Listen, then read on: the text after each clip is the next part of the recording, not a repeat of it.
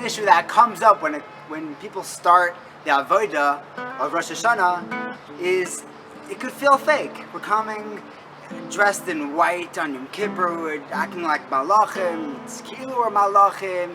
The whole thing, it's not real. We're saying we're never going to do a verse again. How can we say that we're never going to do an avera again? Is that true? Who are we kidding?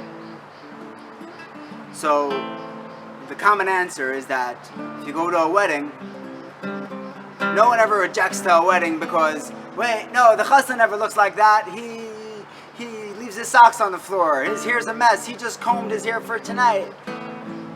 That's not a valid rejection, because if he wouldn't dress up for his wedding, that would be a disgrace. Obviously, you put your best foot forward for Rosh Hashanah. That's what we're supposed to do. It's not fake. That's what you do in honor of a monumentous occasion. But I want to take another approach to it. I just heard a story. It's been going around from Rabbi Halpern. And he says that a friend of his was finishing a course in America to become a psychiatrist, and at the end they brought in a series of lecturers on holistic medication, and one of the people that came in was a witch doctor, and she showed them her powers of kishuf and whatnot to be able to heal people. And it was a fascinating program, and she came for a 3-part series. And at the end of each lesson, she would look around the room and take questions. And this from guy, who's only from religious Jew in the audience, noticed that she never looked his way. She avoided his entire section of the audience. And by the 3rd lesson, he asked his professor to entertain the idea of making sure that she has to pick him. And the whole class agreed, and no one raised their hand at the end of this class. She said, "Any questions?" And the only hand raised was this from Yid. And this guy standing there raising his hand, and she wouldn't look into his corner of the room. And the professor said, "Oh, actually, you have a question. Look over there." And she was caught in a pickle when she looked in the corner. Her face turned white. She threw up and passed out.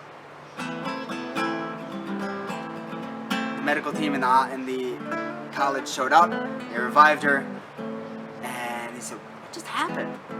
And she said that there is a religious man in the corner who prays to God 3 times a day, and my powers are worth nothing. I'm powerless against him. This is just a few years ago. This is a real story. This is real. You know, we feel like sometimes we're just going through motions, but it's real. It's powerful, and we don't realize it. We don't realize it until a witch doctor passes out in front of us. Rosh Hashanah isn't to prove anything to Hashem. We're not trying to show him that we're anything other than who we really are. We're trying to show ourselves who we are. We don't realize our own godless. We don't realize what it means to have a relationship with Hashem. That is rare. That is special. We are an Am HaNivchar.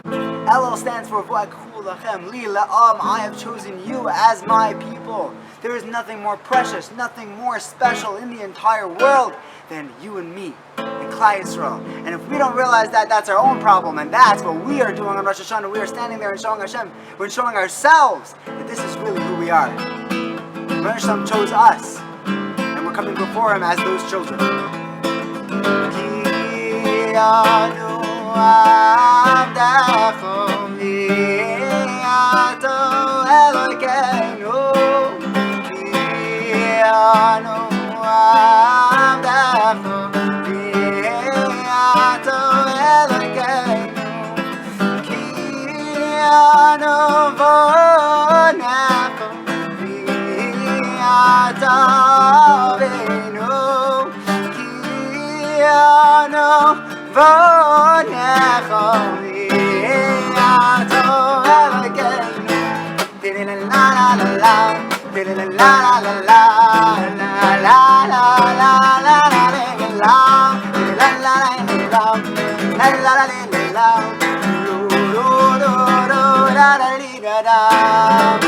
Shabbos.